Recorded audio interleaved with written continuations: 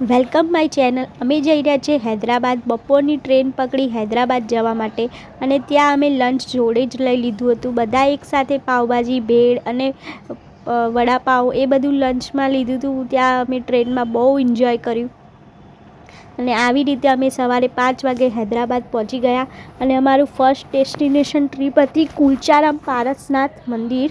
એ જૈન તીર્થ છે. આવી રીતે અમે ભક્તિ કરતાં કરતાં વાંચતા ગાજતા અને દર્શન કરવા નીકળ્યા. બધા ખૂબ જ દર્શન કરવા માટે ઉત્સાહિત હતા અને ત્યાંનું વાતાવરણ બી બહુ જ સારું હતું. હૈદરાબાદ એક ગ્રીન સિટી છે. આજુબાજુ બધે ગ્રીનરી છે અને જે કુલચારામ પારસનાથ મંદિર છે જે 80 કિલોમીટર છે હૈદરાબાદ જવા. મંદિર તો બહુ જ સુંદર અને અદ્ભુત છે. એના દર્શન કરવા જ જોઈએ.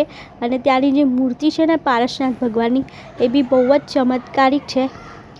અને ત્યાં એક ધર્મશાળા બી છે સ્ટે કરવા માટે. અમે તો સ્ટે નહોતો કર્યો, પણ સ્ટે કરવા જેવો જ છે.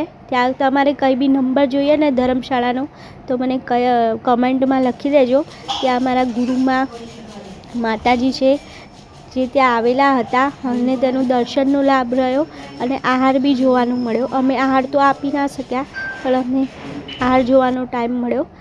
તો ત્યાં એલિફન્ટ છે, વિલેજ ટાઈપના ટ્રેક્ટર્સ, ગૌશાળા બધું છે. તો છોકરાઓને બી બહુ મજા આવી. અને પછી અમારી નેક્સ્ટ ડેસ્ટિનેશન હતું સફારી પાર્ક જેવું હતું.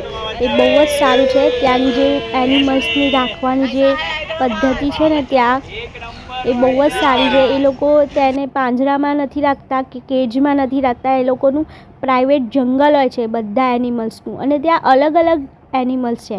આખું ડિફરન્ટ છે. અને અમે નેક્સ્ટ ડેસ્ટિનેશન આવ્યા, થર્ડ ડેસ્ટિનેશન લુંબોની પાર્ક. અને એની સામે હતું એક ત્યાંની ગવર્મેન્ટ ઓફિસ. અને રાતે તો ત્યાંનું વ્યૂ બહુ જ સારું લાગે. ફોરેન ટાઈપની વાઇબ્સ આવતી હતી. અને પછી આ એક બુદ્ધા સ્ટેચ્યુ છે. ત્યાં આપણે બોટિંગ કરીને આવવું પડે. અને સામે બી આંબેડકરની મતલબ ત્યાં સ્ટેચ્યુ છે. અને આ પાછળ મારી પાછળ હુસેન સાગર લેક છે. આ રીતે અમારું ડે 1 કમ્પ્લીટ થયો હૈદરાબાદનો. હુસેન સાગર લેક તો સાંજે આવવાની બહુ જ મજા આવે અને ત્યાંનું વાતાવરણ બી બહુ સારું છે. જૂન મહિનો હતો તો ઠંડક બી હતી અને આ રાતે જ આવવું જોઈએ 5 to 9 આવી રીતે અમે એન્જોય કરતાં કરતાં અમારો ડે 1 કમ્પ્લીટ થઈ ગયો.